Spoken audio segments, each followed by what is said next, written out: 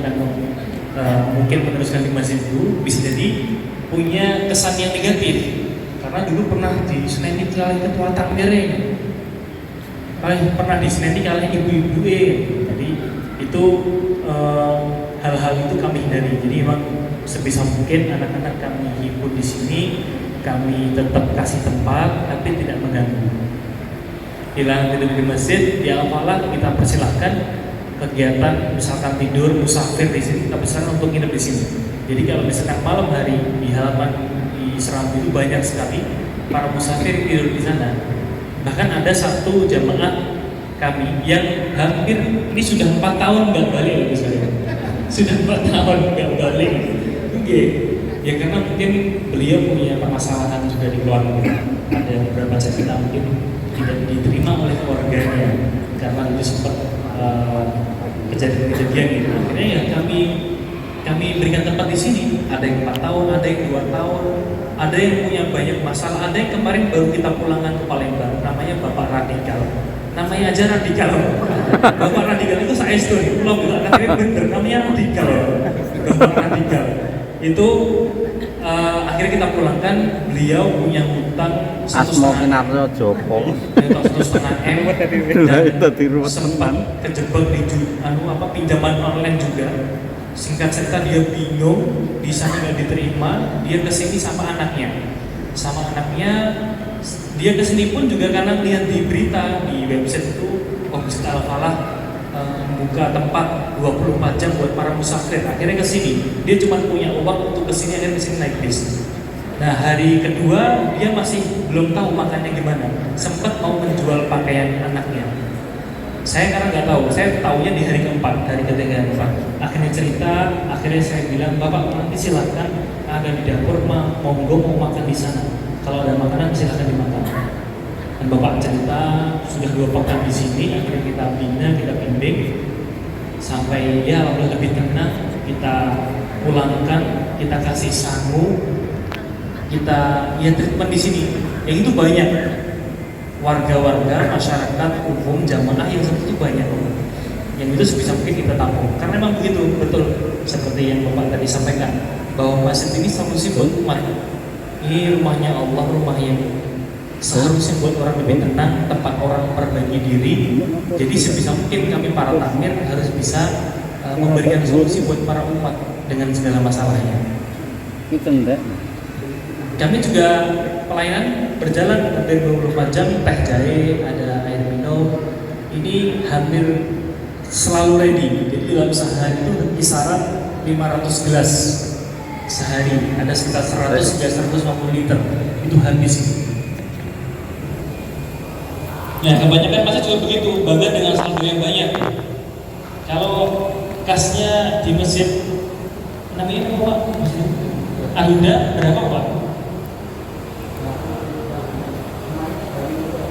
Okay. Oh 15. Rehabnya habis puluhan juta Pak ya?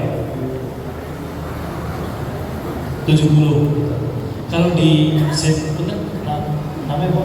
Masjid Marwah. Masjid Mawar. Marwah. Ya. Kasih berapa sekarang? 2 juta. Oh, berarti tersalurkan semua Pak ya? Antara tersalurkan atau belum ada yang masuk ya. Izin Pak Lutfi, nanti habis ini diskusi tentang bahasa. Kebanyakan masjid itu bangga dengan saldo yang banyak. Jadi saldo yang banyak, kebanyakan fokusnya di infrastruktur. Ada banyak uang buat ngecat, buat ganti keramik, buat bikin pagar tebel-tebel gitu. Tapi ada orang-orang di sekitar masjid yang belum bisa makan. Ada orang-orang di pinggir masjid belum bisa sekolah. Ada anak-anak yatim yang belum terurusi. Itulah permasalahan besar ini. Kebanyakan masjid para takmir itu, tapi ternyata untuk kemakmurannya masih kurang, jamaahnya masih belum terperhatikan. Imamnya gajinya masih gaji seikhlasnya. Kebanyakan yang ada apa? Oh buatan ya? Enggak, mana? Buatan ya? Mengeluarkan ya? Oh imamnya malah mengeluarkan uang? Oh, Masya Allah. Kalau dikeluarkan itu, imamnya sudah digaji? Belum. Oh. Jadi sementara belum ya, imamnya masih imam jorok ya. Siapa yang jorok-jorok ini? Dan kebanyakan permasalahan begitu hari ini. Banyak mungkin orang-orang yang punya profesi, tapi hari ini imam yang dia mengabdikan diri untuk umat, dia mengikhlaskan diri untuk umat, tidak terperhatikan. Kebanyakan dia dikasih seikhlasnya. Padahal beliau ini yang akan memimpin umat, mengasuh umat, mendidik umat, membina umat, seharusnya harus terperhatikan. Imam harus diperhatikan. Kalau di sini dulu pas kita rekrut imam awal mula, rekrutmen imam gajinya 3 kali UMR. Banyak yang daftar. Kurang yang daftar. Akhirnya ya diseleksi adalah imam sekarang ada 5 orang. Karena itu bentuk ikhtiar kami untuk memuliakan para imam. Jadi bahasanya tidak untuk materialistik ya, tapi untuk mengapresiasi, mensesalkan para imam. Kalau di Mekah, Bapak Ibu sekalian, itu imamnya gajinya ratusan juta, bahkan tinggal nulis saja. Itu di Mekah sana. Kalau di Indonesia paling ini belum ya kegiatan seperti itu. Nanti bisa dilihat dari masjid di mana di Klaten. Malah imamnya mengeluarkan uang dari Allah, Masya Allah, malah mensedekahkan.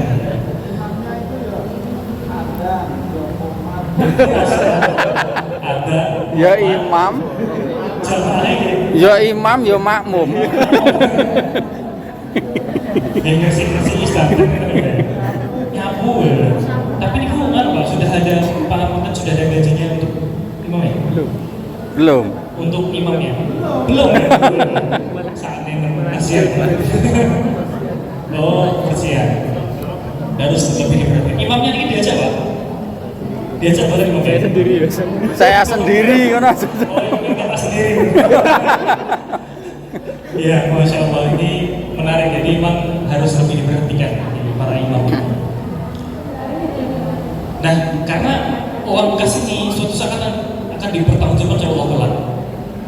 Berapa puluh juta, berapa juta yang dikasih ini sudah dikasih apa untuk umat itu?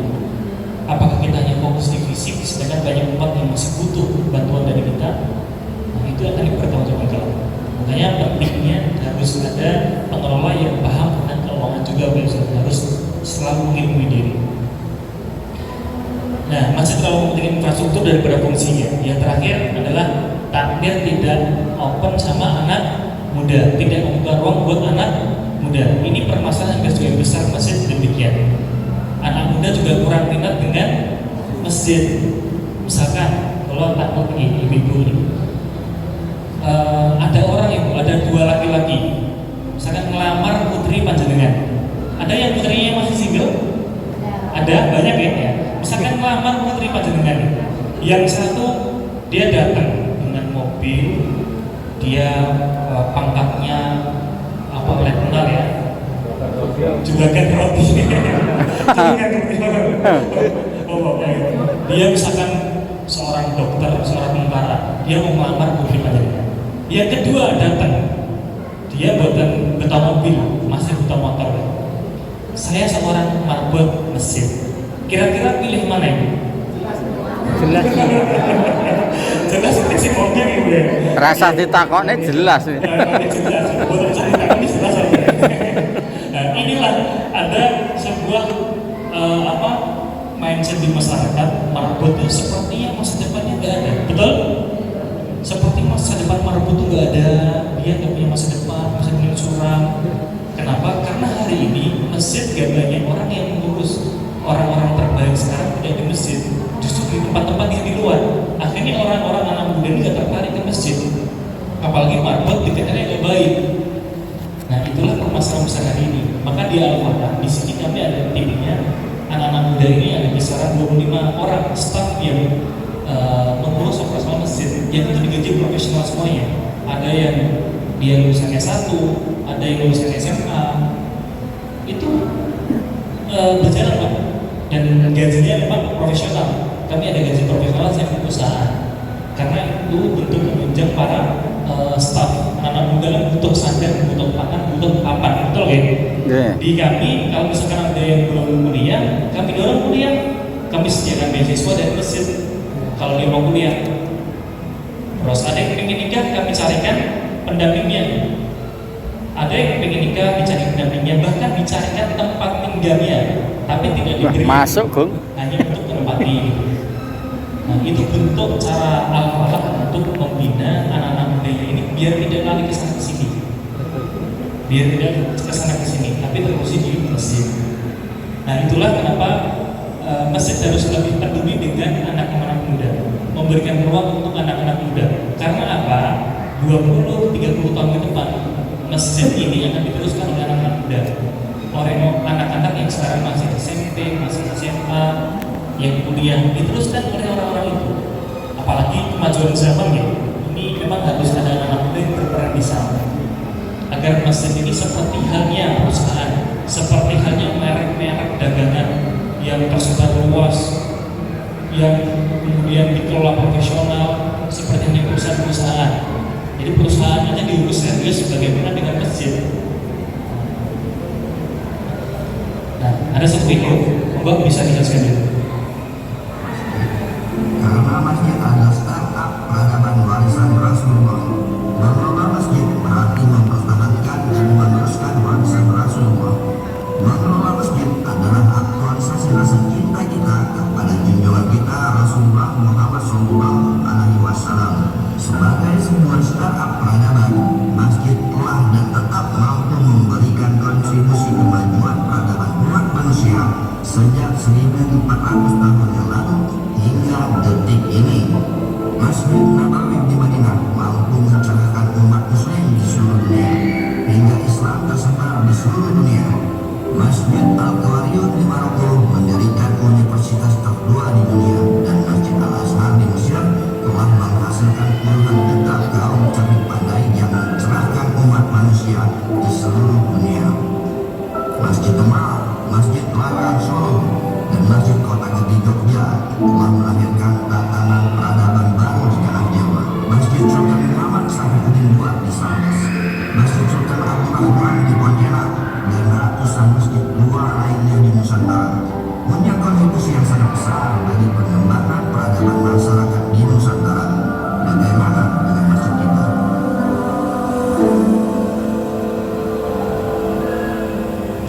Inilah masjid ternyata melahirkan sebagai startup peradaban, dan ternyata banyak. Ada 2 organisasi besar di Indonesia. Coba seperti Pak bisa lihat, yang satu apa? Muhammadiyah, yang kedua NU.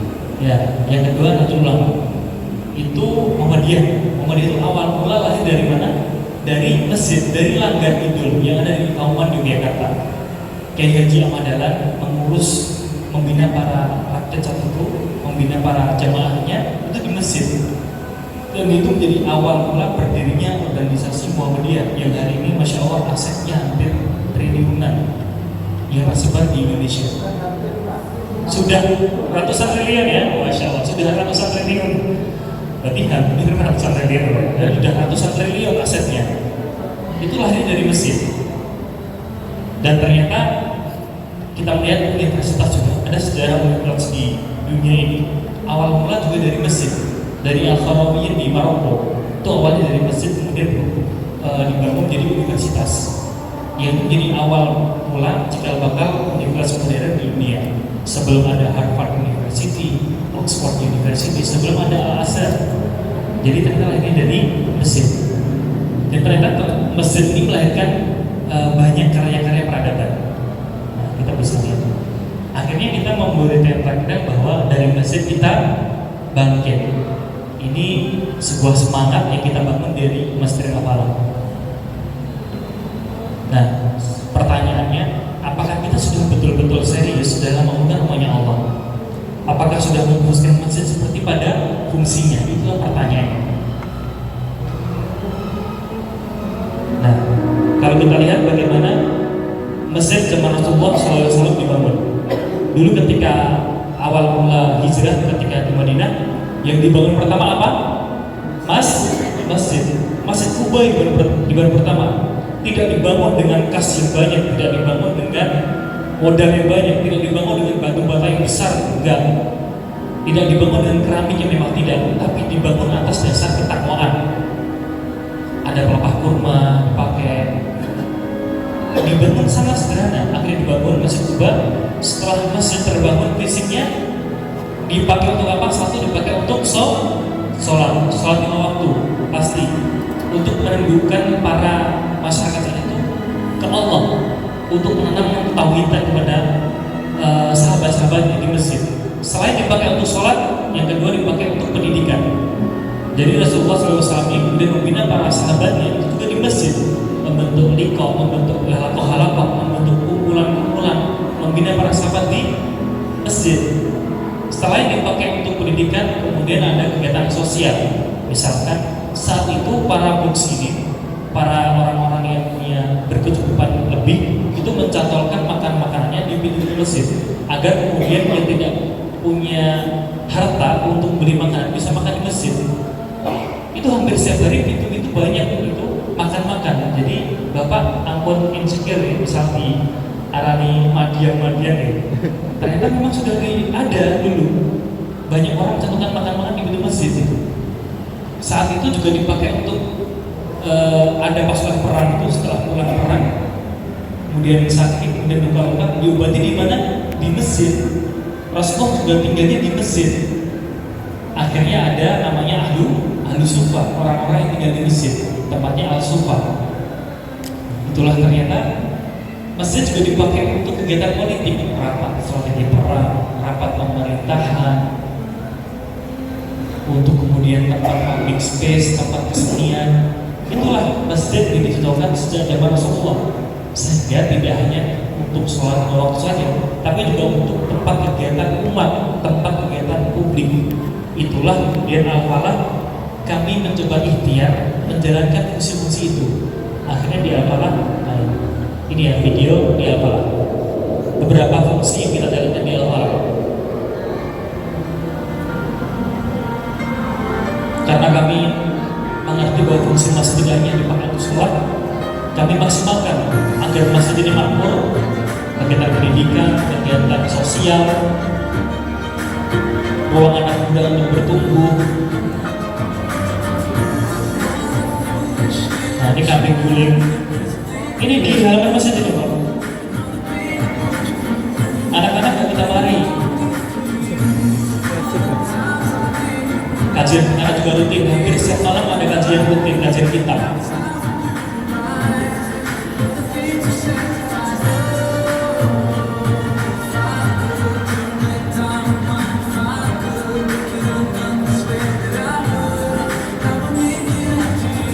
Kajian pagi secara istimewa 420 jamaah. Ada UMKM juga tadi yang bisa selesai setiap hari Sabtu.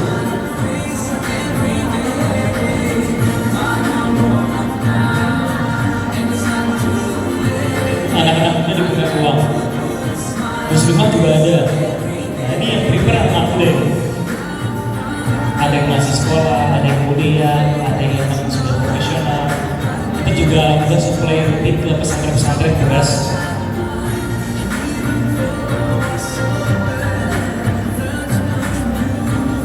Ini pasar saya gratis. Anak-anak yatim kita rutin santunan. Ramadan ya, ini sampai jamaahnya beberapa. Kami juga rutin mengunjungi para donatur-donatur, para pengusaha-pengusaha untuk kita doakan. Itu bentuk membangun hubungan yang baik kepada mereka. Ada yang mewakafkan tanahnya. Kami juga diundang beberapa lembaga untuk beri pelatihan media. Anak-anak mudanya olahraga, ibu-ibunya teknik.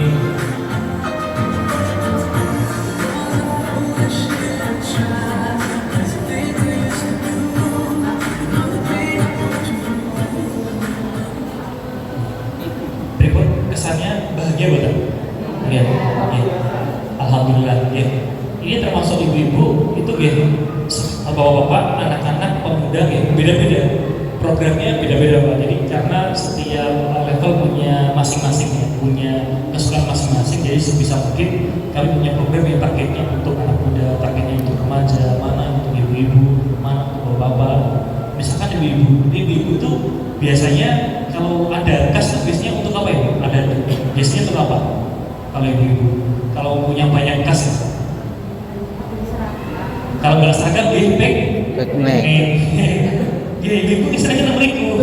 Makanya sebisa mungkin diriku. Kalau nggak piknik di seragam, kalau nggak seragam dia piknik.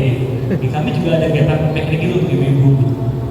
Anak muda beda lagi. Ini memang harus tahu kebutuhan sesuai dengan target marketnya. Nah ini program awal kami ya. Jadi karena kami transit, sebisa mungkin kami melayani para jamaah yang transit di sini. Akhirnya kami sediakan kopi dan teh jahe. Teh jahenya hampir setiap hari kita suplai terus. Jadi hampir 500 gelas dalam sehari. Itu data dari teman-teman yang mencuci gelas. Dulu awal mula subuh itu ramai, kami bikin program subuh berhadiah umroh. Yang biasanya subuh itu sedikit, pas ketika subuh berapa berlomba-lomba itu ada kesini doang. Karena ada pengen-pengennya gitu. Ya memang harus ada butuh kegiatan-kegiatan seperti ini untuk menarik masa ini. Tapi kalau misalkan ada donatur mau subuh berani setiap bulan ya nggak apa-apa, ramai terus nanti. Nah setelah itu, setelah subuh berani umroh kan otomatis ada banyak yang orang di sini subuh. Ketika subuh itu, setelah itu kita rawat terus. Jadi sekarang itu setiap subuh dapat snack, dapat teh tarik, dapat susu jahe setiap pagi. Kecuali Senin dan Kamis karena puasa. Hari karena kita kasih makan setelah subuh itu bentuk cara menjaga jamaah biar nyaman. Dan jamaah subuh di sini rumahnya nggak berdekatan, ada yang rumahnya 7 kilo, 10 kilometer, subuhnya di sini. Banyak mobil-mobil yang parkir di sini. Mungkin sesekali mungkin Pak Ibu mungkin yang lihat monggo bisa subuh di sini. Ya ini mindset bisa kita bangun. Izin bisa dibaca secara bersama-sama yang sebelah sini. Melayani bukan menguasai. 1, 2, 3. Melayani bukan menguasai. Inilah mindset yang kami bangun bahwa takmir itu bukan menguasai. Karena kebanyakan takmir itu biasanya menguasai. Misalkan ada elemen-elemen lain masuk di masjid. Saya pengen bikin kajian, saya pengen ini. Wah, organisasi ini gak boleh masuk kan? Kan biasanya gitu kan. Padahal mindset takmir itu bukan menguasai tapi melayani. Di Al-Falah ini kami bukan ruang buat semua elemen. Bahkan konten pun itu ada yang dari Muhammadiyah, ada yang dari NU, bahkan ada juga dari MTK. Ada juga kegiatan salafi pun itu kegiatan kajian di sini gitu. Kami sediakan mau silakan, asalkan tidak mengganggu kami sediakan. Karena ini masjid miliknya umat, masjid ini miliknya Allah, masjid ini miliknya Allah. Sebisa mungkin yang kami berikan ruang buat siapapun yang ingin mendekat ke Allah. Mindsetnya adalah ini bukan menguasai. Perusahaan aja diurus dengan serius, maka masjid tidak serius. Izin bisa dibaca sama-sama setunggal kali 3. Masjid yang diurus dengan waktu sisa, tenaga sisa, pikiran sisa akan menjadi masjid sisa. Jadi ini kebanyakan ya, ini kebanyakan diurus di waktu sisa. Makanya di Al-Falah ini kami berhadiah akhirnya ada tim profesional yang ya setiap harinya urus masjid di bidang program, di bidang fundraising, di bidang media, di bidang pendidikan. Itu kami jalankan di Masjid Al-Falah. Nah, prinsip kami adalah 3M: melayani, membahagiakan, dan mencerahkan. Tapi juga bisa 3M itu adalah makan, makan lagi, dan ketiga makan terus. Dari ibu tadi udah bingung. Makan madang. Makan. Nah, itu adalah kenapa? Itu adalah sebetulnya bentuk campaign, Bapak. Makan itu bentuk campaign dan kampanye. Karena kebutuhan dasar umat manusia itu adalah makan. Kebutuhan dasarnya di pangannya. Jadi sebisa mungkin kalau kami ada program itu bisa menarik semua kalangan. Karena anak-anak butuh makan, pemuda butuh makan, remaja butuh makan, ibu-ibu butuh makan. Apalagi para punten, masyarakat yang tinggal di pinggir jalan sangat butuh makan. Bahkan ada jamaah kami yang kesini itu hanya pengen mengambil teh. Jadi ada jamaah teh namanya. Kesini cuma mengambil teh, Pak. Habis itu pulang lagi. Kami tidak paksa untuk sholat, tidak paksa. Kami yakin kami sebisa mungkin melayani dengan baik. Karena kalau kami paksa, bisa jadi ibu itu malah tak nyaman di sini. Karena hidayah itu adalah yang Allah. Jadi sebisa mungkin kami yang berikhtiar mengayomi. Nah ini tuh terjadi. Sebisa mungkin ini apapun yang di sini yang misalkan kamar mandi atau teh, kami tidak paksa untuk sholat.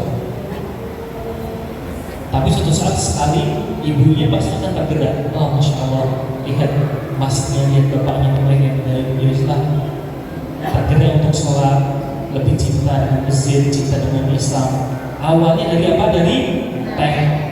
Tapi misalkan setelah mengambil teh, setelah itu kita marahi, mau orang yang sholat, bunyi mau teh toh, boleh mana? Kira-kira ibunya besok itu bukan? Enggak. Kan ke sana.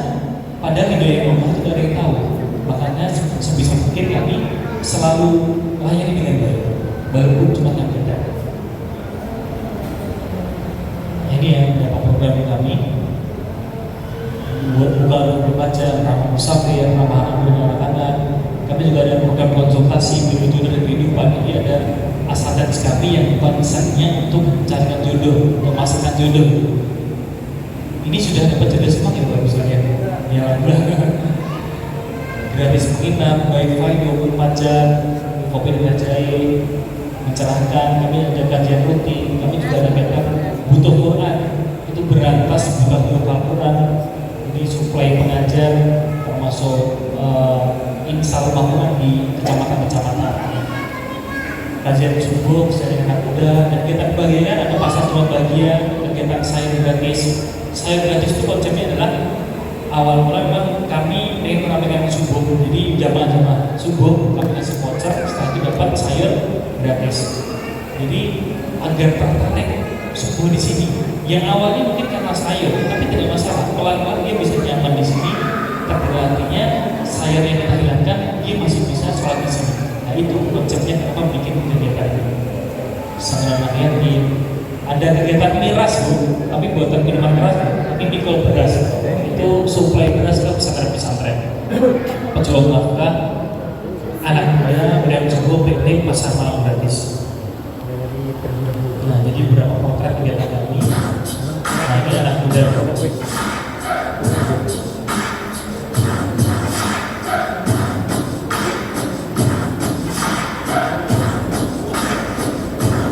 Ini di halaman masjid.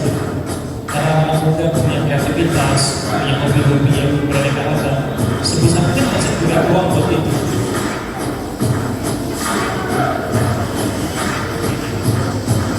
Karena masjid ini sebenarnya mau semuanya. Khusus anak muda, kami sediakan area tempat dibaca bareng.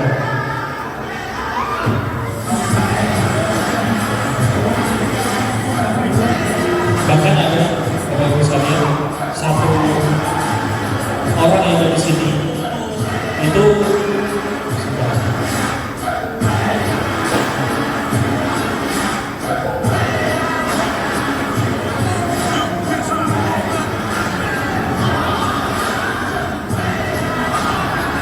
bahkan ada satu orang di sini yang itu usahanya dia mengantarkan minuman keras, pekerjaannya dia masuk di masjid ini, dia masuk di sini tadi.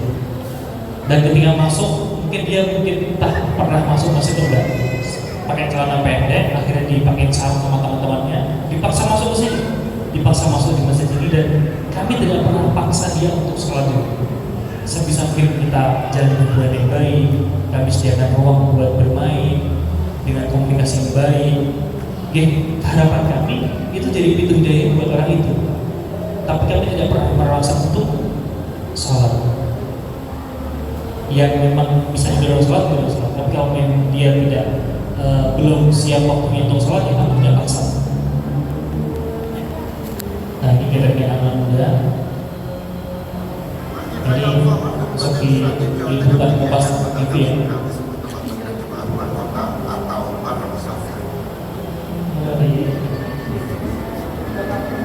Itu ruang kapsul ya. Di belakang ada enam.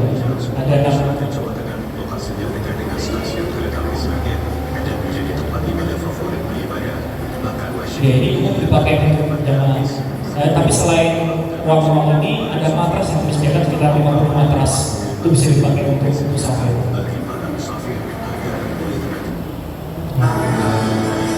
Ini kegiatan Desember 1 untuk para lansia.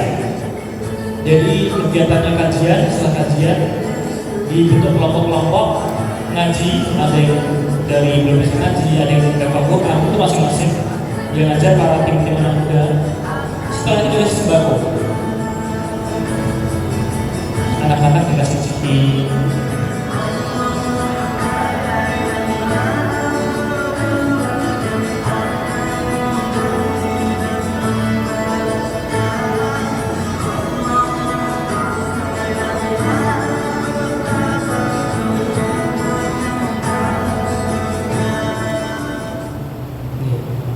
Bahagia betul Bapak saya, bahagia deh.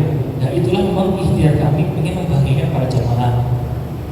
Termasuk di hari Sabtu ini ada satu jamaah, dia rumahnya di Karanganyar, kesini butuh waktu 1 jam naik motor, hanya pengen ngaji. Misalkan sembakonya itu kita hilangkan, alhamdulillah ini masih istiqomah. Kan beberapa kami coba hilangkan dulu untuk sembakonya. Alhamdulillah Bapak Ibu masih semangat semuanya untuk ngaji.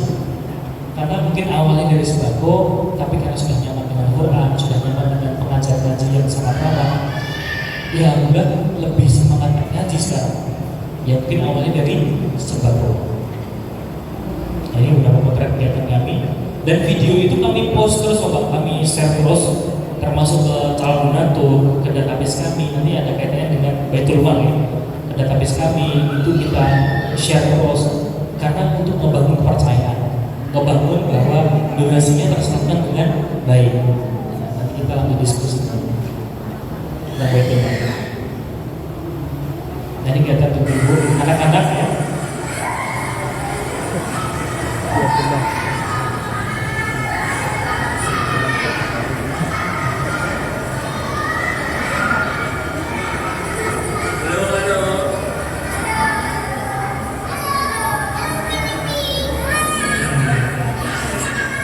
Di halaman sana, selama tidak mengganggu sholat kami terbiarkan.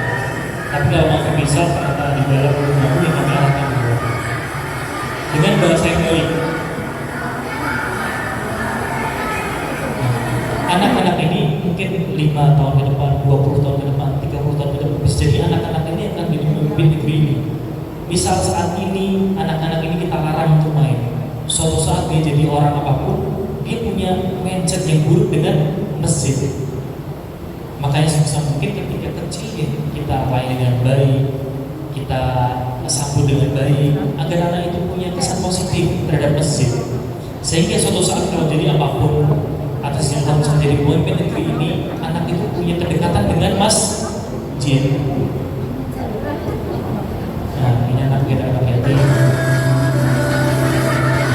Alhamdulillah kami rutin ya ke untuk anak yatim itu uangnya juga dari karena itu 20 juta, 15 juta, 30 juta.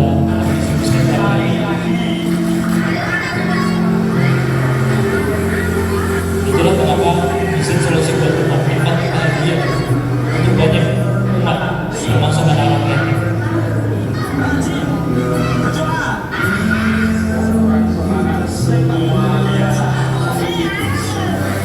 Jajan gratis, bahagia kan? Dia punya orang tua tinggal di panti asuhan.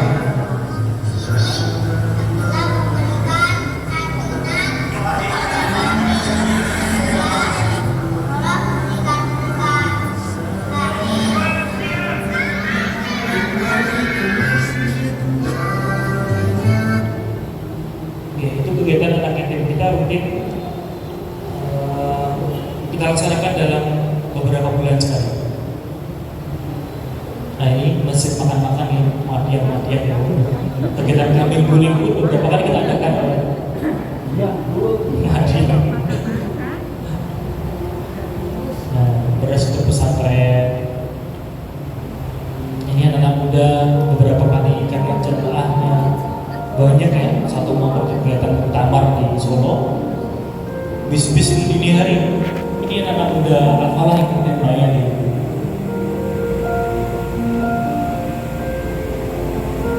Ya sebisa mungkin ya kami ajarkan sama-sama berlatih melayani para orang tua.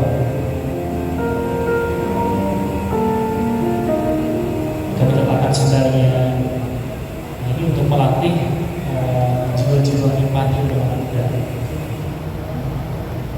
Nah, ini setiap subuh.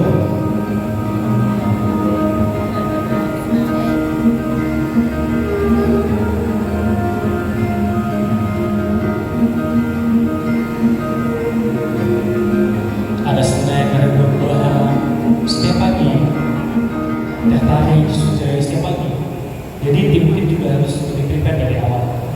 Ini kenapa kami lakukan itu, salah satu bentuk ikhtiar kami membangun engagement yang baik kepada jemaah, membangun rasa nyaman kepada jemaah, apalagi jemaah subuh.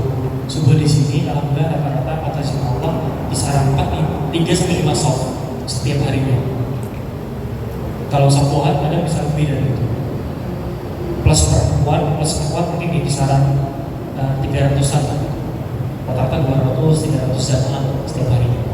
Masih PR kami masih banyak karena masih besar, jadi PR kami sebesar mungkin nanti penuh sebenarnya. Itu PR kami yang besar. Jadi ada bulan di takbir antara dua, kita mampukan jamaahnya atau kita kecilkan masjidnya. Biar ada. Nah itu PR kami masih banyak agar masjid ini mampu, salah satunya di subuhnya. Nah ini setiap Ahad pagi.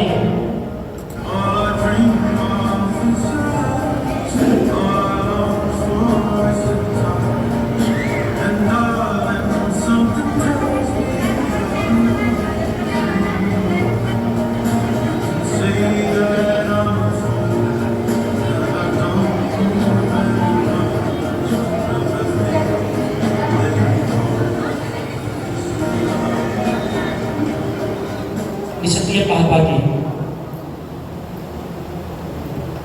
Nah, untuk beberapa, jadi kami juga ada buku strategi membangun masjid untuk lebih lanjut. Misalkan nanti Bapak Ibu sekalian pengen lebih detail memahami bagaimana praktik-praktik atau tips-tips praktis membangun masjid, kami juga tulis di strategi membangun masjid. Ini buku yang ditulis oleh ketua tamu kami.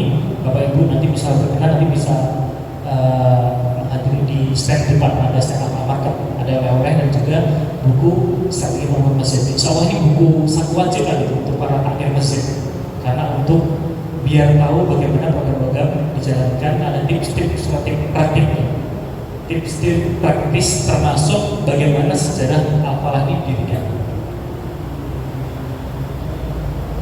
Jadi terakhir izin Ibu sekalian bisa secara sesama dibaca 1, 2, 3.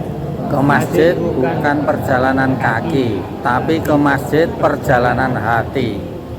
Lagi 1, 2, 3. Ke masjid sampai tua, jangan menunggu tua. Ke masjid sampai mati, jangan nunggu mati. Masuk lagi 1, 2, 3. Prioritaskan masjid, maka kita akan jadi hamba prioritas. Lagi 1, 2, 3. Jika memulai karena Allah, jangan berhenti karena manusia. Lebih semangat lagi Bapak sekalian. 1, 2, 3. Jika memulai karena Allah, jangan berhenti karena manusia. Ada 1, 2, 3. Mulai dari diri sendiri, mulai saat ini, dan mulai dari yang terkecil. Inilah prinsip yang dibangun. Jadi bagaimana tips-tips membangun masjid, bagaimana memulainya. Al-Falah seperti ini pasti juga sudah dimulai dari dulu awal mula. Itu seperti pada umumnya, yang masih berjuang, masih nyari orang, masih strategi mencari jamaah-jamaah, sama pada umumnya. Tapi kami mulai terapkan setelah kami berkunjung di Ciukarya. Kami lihat di sana. Setelah itu kami ATP, amati, tiru, plot. Kami langsung jalankan di sini. Karena masjid yang sudah berkembang di sana, akhirnya kami kembali di sini. Termasuk juga Bapak sekalian sudah studi balik di Al-Falah. Setelah ini monggo, mana yang bisa dikerjakan hal yang paling kecil, entah rapat dengan takmirnya dulu, entah bikin program kecil-kecil, entah mungkin mulai menggaji imam, entah mungkin bikin program makan-makan atau program apapun yang sifatnya membahagiakan jamaah, bisa dimulai dari apapun. Nah, sehingga harapannya kita jadi salah satu orang yang dapat syafaatnya kelak. Kita doa kita semuanya. Suatu saat kita jadi orang yang hatinya terikat dengan masjid. Mungkin kita baru bisa napas segar, mungkin kita baru bisa cuci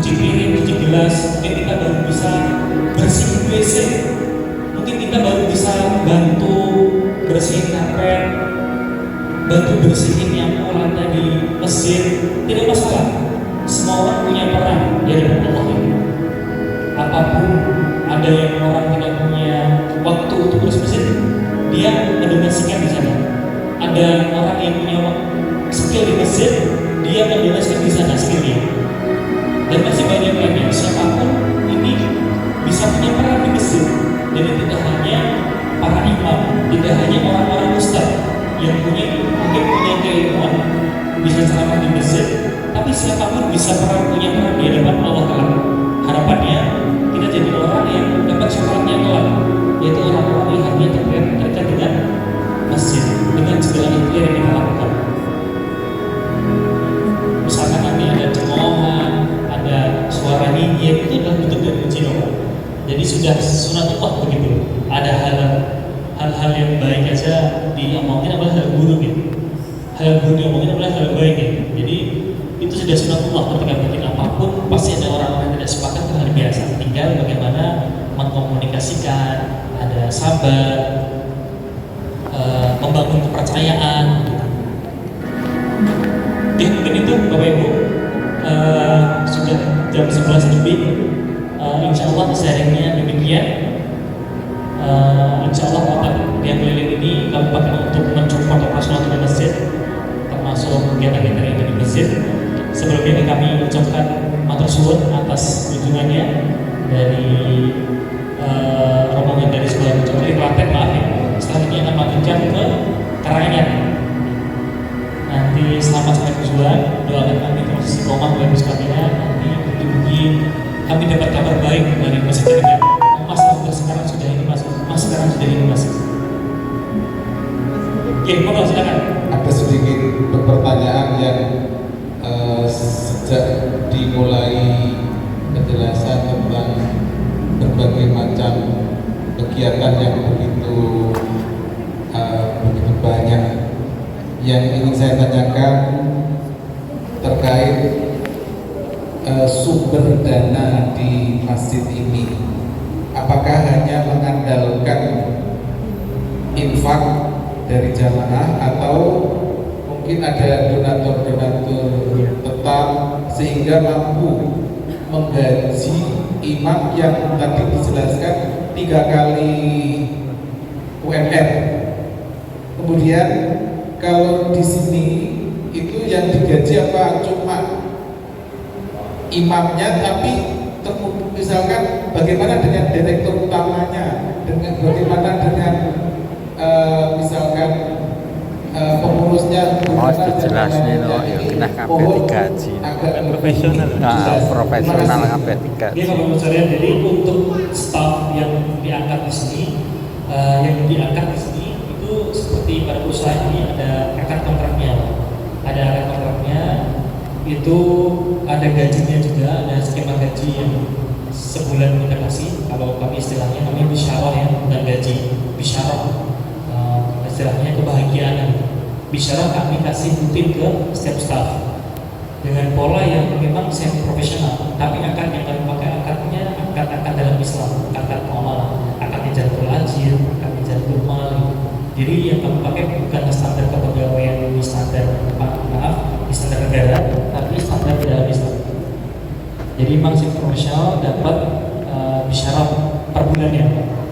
Jadi semua ini dari imam, dari tim manager, tim staff, itu semua dapat. Kalau di sini di Al-Falah ini untuk penggajian staff itu 40 hingga 45 juta. Kalau di total plus imam plus pengajar Quran itu 70 juta dalam sebulan. 70 juta. Untuk operasional itu 110 juta dalam sebulan. Jadi dalam sebulan itu untuk kegiatan operasional dan untuk support para imam, para staff itu kisaran 180 hingga 200 juta untuk operasional. Itu masih sangat sedikit sebulan. Kalau di MAJT itu Masjid Agung Jawa Tengah sudah pada kesana ya, itu operasionalnya hampir 500 juta dalam sebulan. Nah, jadi itu operasional kami. Nah, untuk sumber dana memang kami ada banyak beberapa part, termasuk ada penggalangan dana, ada dari online dan offline. online itu dari fundraising kita, dari QR, dari Instagram, dari WhatsApp. Misalkan dari offline memang dari kota-kota infak ini ada juga donatur yang rutin kami himpun, kami rawat, yang itu rutin ngasih di sini. Kami juga ada program orang baik dermawan itu setiap bulannya rutin ngasih 50.000, 100.000 untuk beli beras. Jadi karena kami sudah suplai beras rutin ke pesantren, termasuk untuk makan, akhirnya kami bikin patungan yuk. Banyak itu Pak.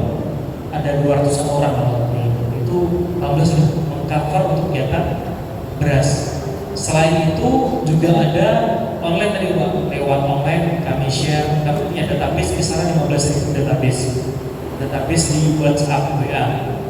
Itu setiap minggunya kami rutin merawat, kami broadcast, kami publikasikan info baru, ada program baru, kami tawarkan program baru dan kami laporkan.